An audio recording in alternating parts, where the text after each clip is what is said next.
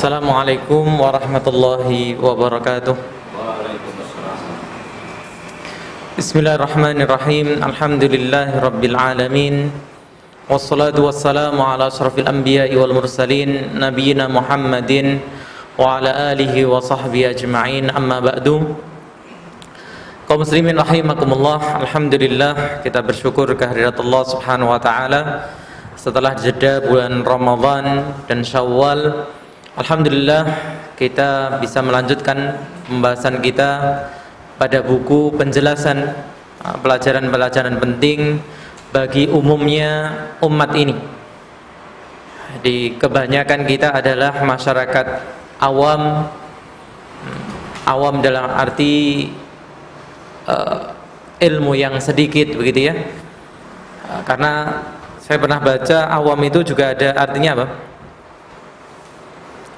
Bodoh, gitu ya. Tadi kita tidak mengatakan itu, tapi ya memang ilmunya sedikit, pengetahuannya sedikit, sehingga kita perlu mengetahui hal-hal mendasar. Dengan sedikitnya ilmu yang kita punya itu, mana yang harus menjadi skala prioritas. Semoga ini bermanfaat untuk kehidupan kita sehari-hari.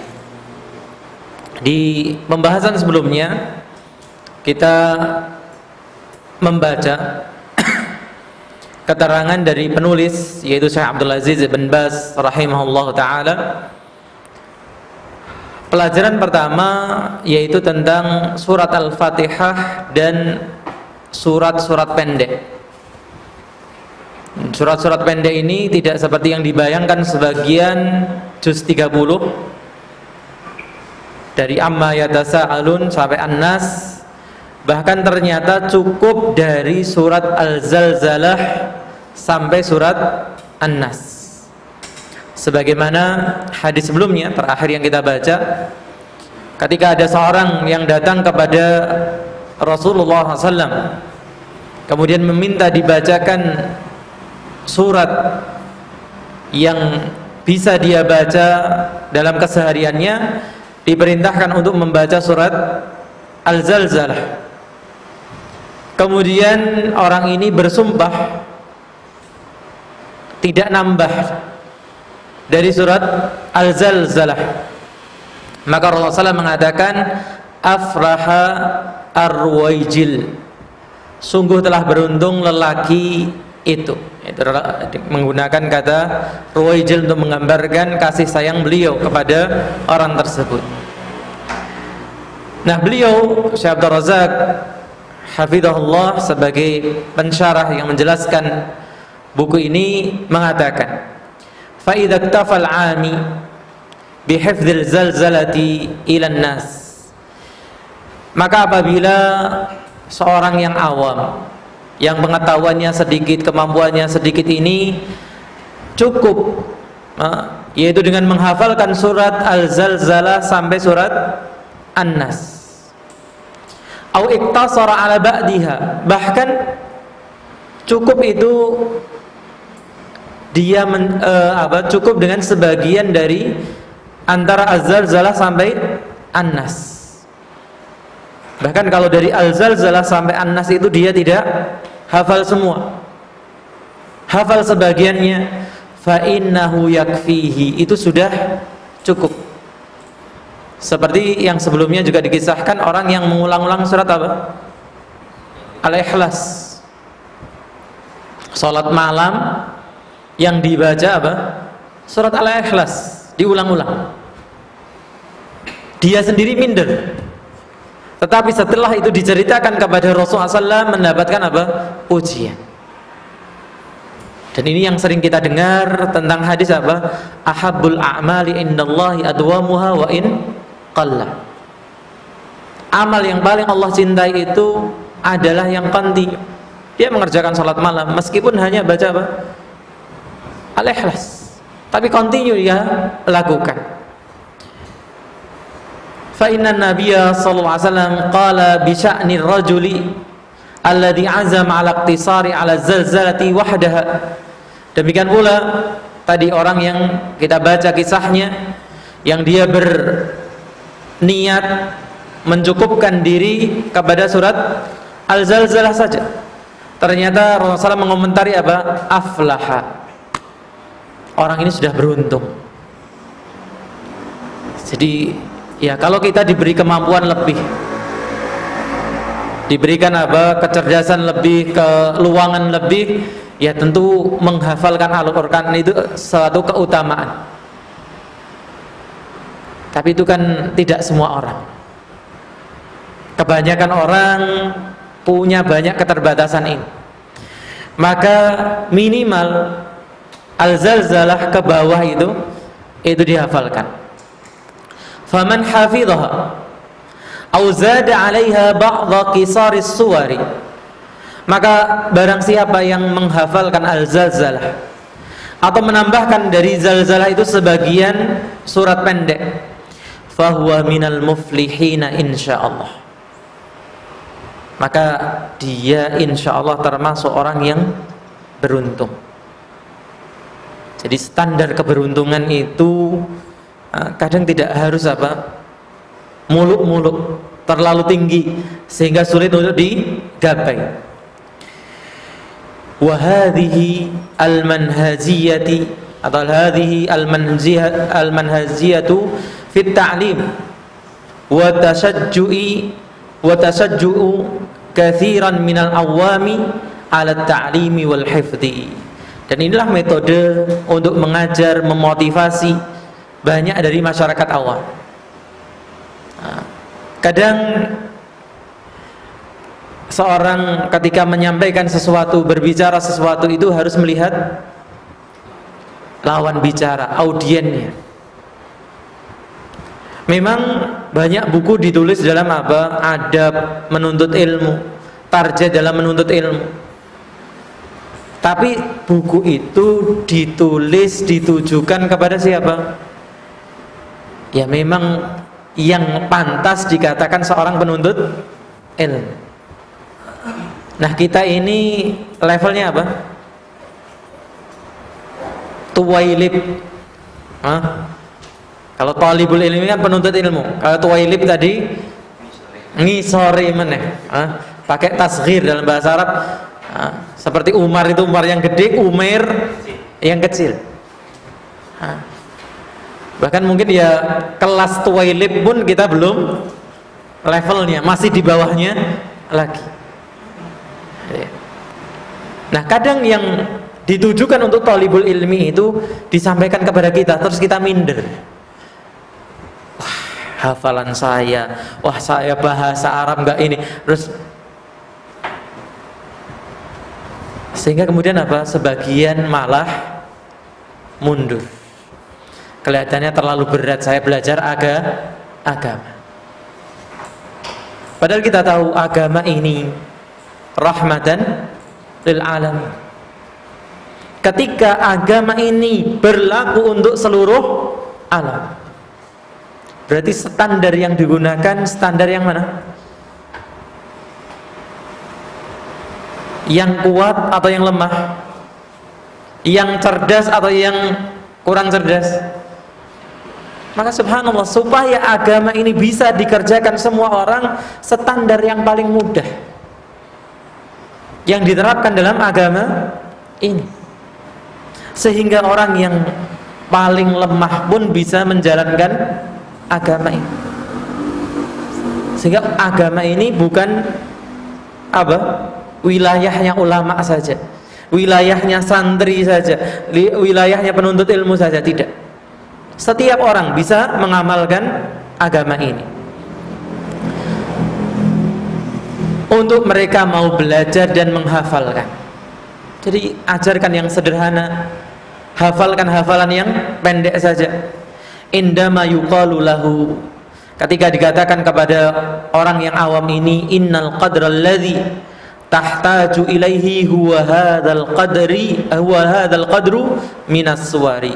Ketika kita katakan kepada masyarakat awam, apa yang perlu kamu hafalkan? Al-Ikhlas.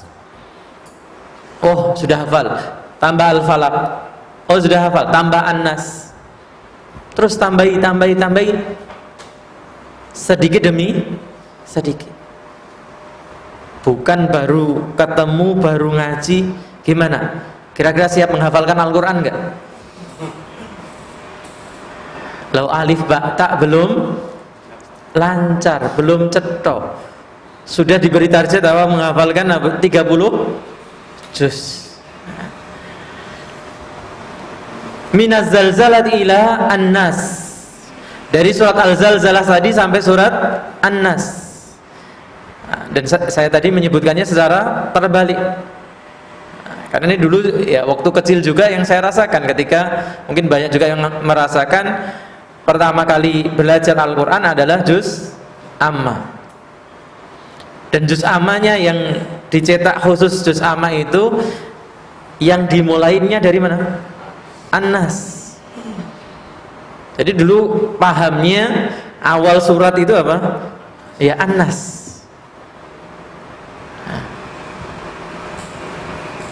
Kemudian ternyata alhamdulillah Allah berikan kesempatan untuk apa? Belajar lebih. Tapi ketika kita tahu, oh ini mudah, ternyata pendek-pendek. Bahkan diantara metode menghafal Al-Quran yang disebutkan oleh sebagian, ada kan yang menghafal itu dari depan, Al-Fatihah, Al-Baqarah, terus ke belakang. Tapi ternyata ada metode juga yang dari belakang. Kenapa? Di antara sebabnya, kalau antum cermati, surat-surat yang dari juz 30 ke atas itu rata-rata suratnya pendek. Jadi orang itu kan Masya Allah hafal An-Nas selesai, sudah satu surat, terus meningkat. Katanya kan yang agak panjang apa? Kemudian Sabbihis, Hal Ata gitu ya, Al-A'la, Al-Ghasyiyah, tetap lebih pendek. Bahkan nanti ke apa? Amma yatasa'alun, kemudian pindah ke 29, 28, itu jauh lebih pendek dibandingkan ketika hafal itu dari Al-Baqarah. Sampai hampir 3 juz satu surat, nggak selesai. Ini kapan rambungnya? Ternyata itu berpengaruh pada apa? Psikologi orang yang menghafal. Itu sampai dipertimbangkan metode menghafal itu seperti itu. Itu bagi siapa? Bagi talibul ilmi tadi, atau bahasa kita ya bagi santri. Lah kita ini santri kalong saja tidak. Tahu santri kalong ya? Apa santri kalong ya? Pagi sekolah, sore balik ke pondok. Oh enggak, ke rumah, ke pondok. Nah, itu ya. Nah, biasanya pondok-pondok tradisional itu yang tidak menyediakan ijazah formal, praktisnya gitu. Jadi anak ini pagi sekolah SMP, SMA, bahkan mungkin kuliah, nanti sore baru ke pondok, baru ngaji. Itu namanya santri kalong. Kita kalong saja tidak, ya. Malah kelong, gitu ya. Subhanallah. Maka itu bagi santri saja dicarikan metode bagaimana yang paling mudah. Apalagi bagi masyarakat umum. Ini harus dimudahkan. Fayash'uru annal qadra alladhi yahtaju liiqamati ibadatihi huwa hadzal qadru al-yasir. Maka dia akan merasa, orang awam ini, saya gitu ya, jenengan akan merasakan apa? Bahwa ukuran yang dia butuhkan untuk menegakkan ibadahnya adalah ukuran yang gampang. Jadi jangan sampai orang belajar agama dari awal sudah merasa apa? Terbebani, susah, berat. Enggak, beragama itu mudah. Fata'dhumu inayatuhu bihadhi suwari, maka akan menjadi besarlah perhatiannya terhadap apa? Surat-surat ini. Karena dia merasa ini mudah dan ini akan menegakkan apa? Ibadahnya. Wa min haitsu al-hifdzu wa min haitsu al-fahmu li ma'aniha hatta takuna tilawatuhu li hadhihi suwari an fahmin lima'aniha wa dirayatin bimadluliha. Kemudian juga yang perlu diperhatikan adalah dia menghafal, dia memahami maknanya, sehingga ketika membaca surat-surat ini dengan apa? Memahami maknanya dan mempelajari petunjuk yang terdapat di dalamnya. Ketika seorang muslim merasa beban yang dia pikul itu ringan, maka untuk menghafalkannya dia bersemangat, untuk memahaminya dia bersemangat, untuk mempelajarinya dia semangat. Tapi kalau dari awal sudah gambarannya apa? Berat. Maka yang kita katakan di awal tadi, dia mungkin dari awal sudah apa? Lari, sudah meninggalkan karena merasa tidak mampu. Walihada law annahu khussisa fil masajidi hilaqan li awamil muslimina yuqtasaru fiha ala hadhihi suwari. Oleh karena itu, seandainya dikhususkan di masjid-masjid apa? Halaqah. Hilaq jamak dari halaqah, kelompok belajar untuk masyarakat awam dari kaum muslimin, yang dicukupkan di dalam apa? Kelompok belajar tadi surat ini. Nah, ini ada Mas Andi gitu ya, misalnya yang mengelola apa? Hijrah Yuk, atau teman-teman yang mengelola di apa? Radio TV kita, diadakan pelajaran atau di masjid-masjid yang antum mengkoordinir di situ pengajaran surat-surat pendek, surat Al-Zalzalah sampai An-Nas, sehingga masyarakat apa? Oh, ini gampang nih. Oh, saya bisa ya. Bukan kemudian apa? Juz 30. Itu apalagi apa? 30 juz. Itu sudah puyang dulu melihat apa judulnya. Wa man akmalah yuqalu lahu akmalta ma tahtaju ilaih. Dan orang yang sudah menyelesaikan kelompok belajar tadi apa? Disemangati, kamu sudah selesai kepada apa yang kamu butuhkan dalam ibadahmu. Wa idza aradta az-ziyadata iltahiq bi halaqatil lati yuhfadhu fiha al-Qur'anu kamilan. Baru kalau dilihat semangatnya gitu ya, kemampuannya, pengen nambah, silahkan gabung dengan kelompok belajar lain, bahkan yang apa nanti sampai kepada menghafalkan Al-Quran secara keseluruhan, dan itu memungkinkan. Jadi rubbama atqana ba'dhum fi syahrin wa rubbama fi syahrain bihasabi maqdiratihi wa hafizatihi. Maka mungkin ada yang sebulan itu selesai Al-Zalzalah sampai An-Nas, ada yang 2 bulan, ada yang 6 bulan, tidak masalah. Ada ya? Jadi nggak perlu kemudian ada target-target pemaksaan, jangan. Nah, manusia beda-beda apa? Sesuai dengan kemampuan dan kekuatan hafalannya. Fahadil manhajiyatu muhimmatun. Maka metode yang seperti ini sangatlah penting.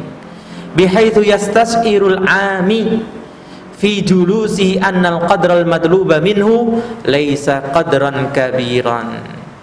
Apa metodenya? Di mana seorang awam itu ketika dia duduk merasa ukuran yang dituntut darinya tidaklah ukuran yang besar. Wa inna ma hiya suwarun qalilatun yatamakkanu biidznillah min itqaniha fi waqtin yasirin. Lalu apa tuntutan untuk dirinya? Surat-surat yang sedikit saja, yang dia mungkin tentunya dengan izin Allah untuk mengitqankan, menguasainya dengan baik dalam waktu yang pendek. Nah, bagaimana kemudian step-stepnya, langkah-langkahnya? Wa takunu tariqatu fi ta'limiha lil awami ala nahwi ma bayyana Syekh rahimahullah, wa hiya abra khutuwatin arba. Kemudian caranya dalam mengajarkan masyarakat umum ini seperti yang dijelaskan oleh penulis rahimahullah melalui 4 langkah. Apa yang pertama? Al-khutwatul ula, langkah pertama adalah at-talqin. Belajar Al-Quran itu pakai metode apa? Talqin. Apa itu talqin?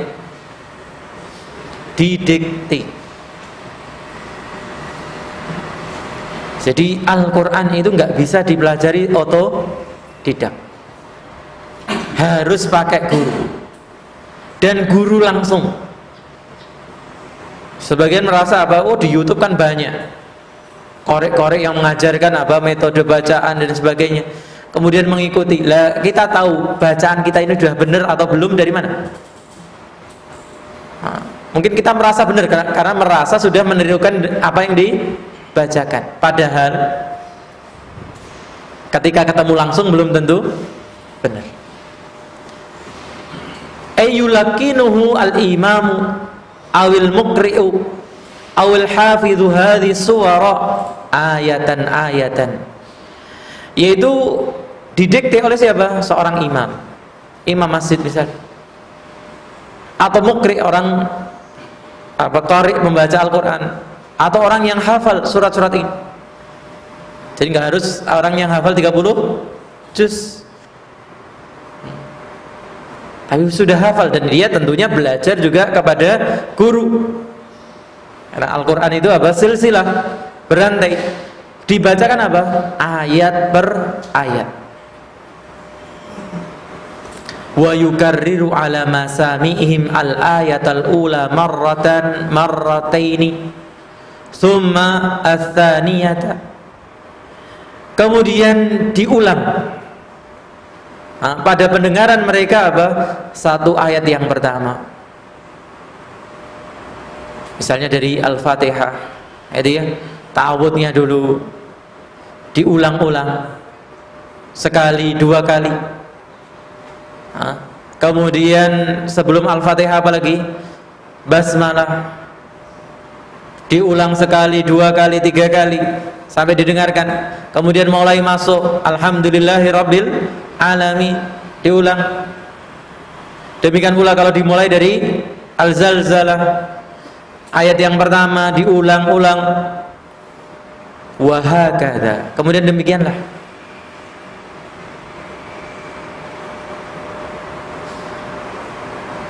Fal Qur'anu yu'khadhu bitalqini, maka Al-Qur'an itu diambil dengan cara apa?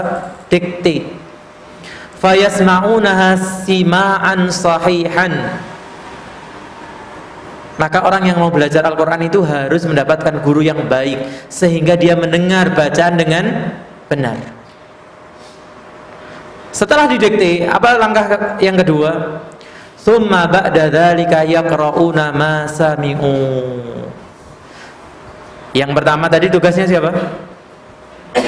Guru, imam, qari, hafid, gitu ya.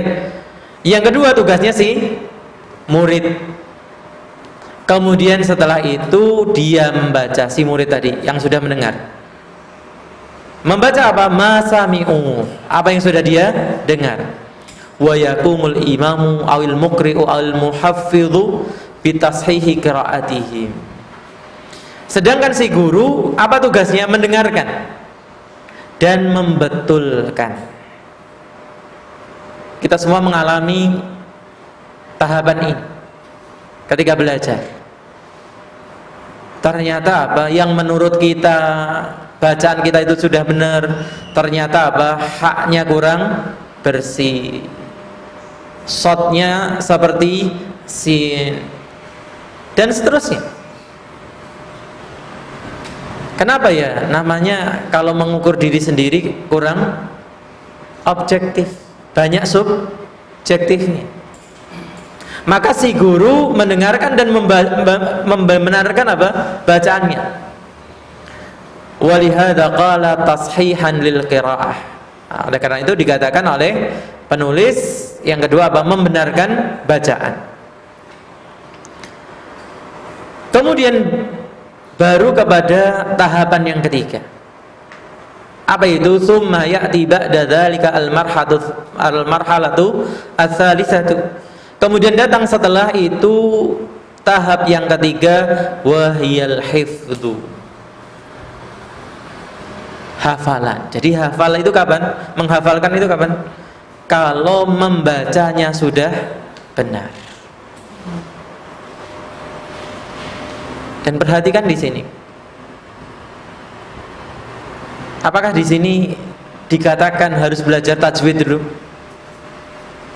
Enggak.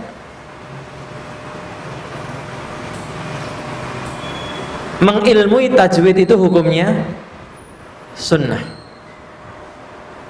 Tapi membaca sesuai dengan tajwid wajib. Nah terus gimana Ustaz? Baca tanpa tahu? Sering mengulang. Baca yang benar gimana lagi? Ya dengan didikte tadi. Makanya subhanallah dikatakan guru itu apa? Bypassnya dalam belajar. Dikatakan oleh sebagian itu, kita kalau belajar pakai guru, kita itu ngambil jalan pintas. Salah satunya ini. Kalau kita pengen bacanya benar, apa tahapan pertama? Ya harus belajar tajwid. Tapi kalau kita nggak punya waktu untuk belajar tajwid, bagaimana jalan pintasnya? Suruh dikte sudah. Dikte, dengarkan, oh gini bacanya. Kemudian apa? Kita mengulangi. Sudah benar bacaan saya? Sudah. Meskipun kita tidak tahu hukumnya. Jadi subhanallah, itu ya. Nanti kalau kemudian ada kelonggaran dan sebagainya, kita belajar hukum-hukum tajwidnya. Kenapa ini harus dibaca begini? Kenapa harus dibaca begitu? Monggo silahkan. Tapi dengan keterbatasan banyak masyarakat umum itu, jangan kemudian apa? Seakan tajwid itu wajib. Yang wajib membacanya. Mengilmuinya hukumnya apa? Sunnah. Ya. Atau fardu kifayah. Sebagian yang lain sudah belajar, tahu ilmunya, cukup. Maka yang ketiga setelah bacaannya benar sesuai dengan tajwid, caranya bagaimana tadi? Didikte dan sudah dibenarkan oleh gurunya, mulailah dia menghafal. Fayahfadhu hadzal ladzi talaqqanahu wa qara'ahu baina yaday asy-syaikh wa sahhaha lahu hifdhan sahihan. Kemudian dia menghafalkan yang sudah apa? Didikte tadi dan sudah dibaca kembali di hadapan gurunya dan sudah dibetulkan, maka dia bisa menghafalkan dengan hafalan yang benar. Wa yukarriru hasbal kifayata atau hasbal kifayatu. Kemudian dia ulangi. Nah, ini cara menghafal. Bagaimana cara menghafal itu?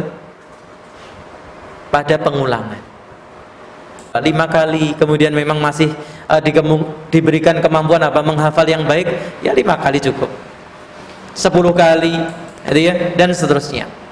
Fa ba'dun nas yahtaju ila an yukarrira surata 50 marratan aw mi'atan aw mi'atain. Nah, lihat. Sebagian orang butuh mengulang tadi berapa? 50 kali, ada yang butuh 100 kali, ada yang butuh 200 kali. Nah, ini yang seperti kisah disebutkan dari Ibnu Hajar Al-Haythami. Itu ya. Nah, dia ketika belajar itu sudah berumur. Kemudian dia sempat patah semangat melihat kawan-kawannya yang lebih muda itu cepat menghafal, cepat apa? Banyak tambahan hafalannya. Akhirnya dia pulang dari menuntut ilmu.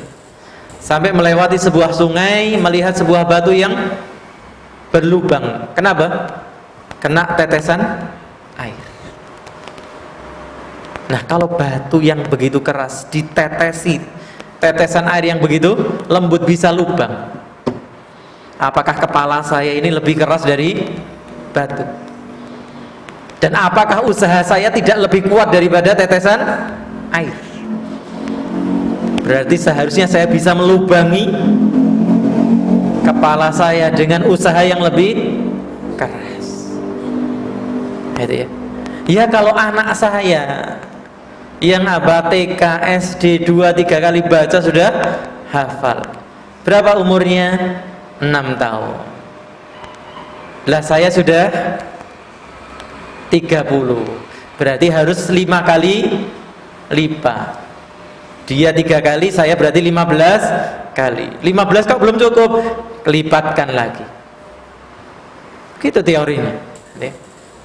Jadi kan kemudian pengennya sudah umur sama dengan anak yang masih belia. Ya enggak sama, gitu ya.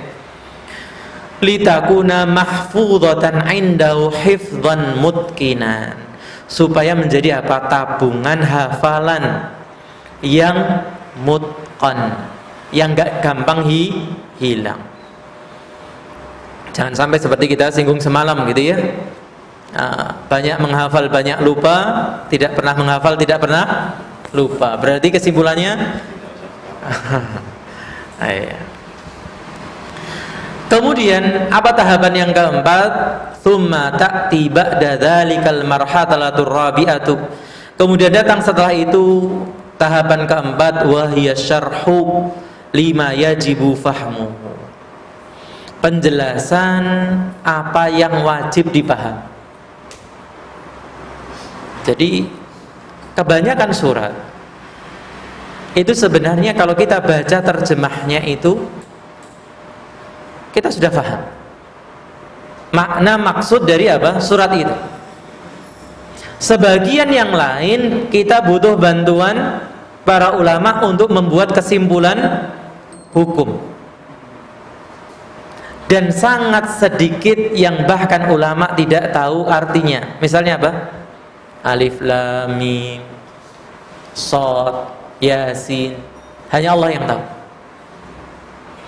Jadi ini yang harus kita pahami tentang Al-Quran. Al-Quran itu tidak kemudian semuanya harus kita menunggu penjelasan para ulama, enggak. Sebagian besarnya dengan kita membaca terjemah itu sudah tahu maksud. Maksud itu artinya apa?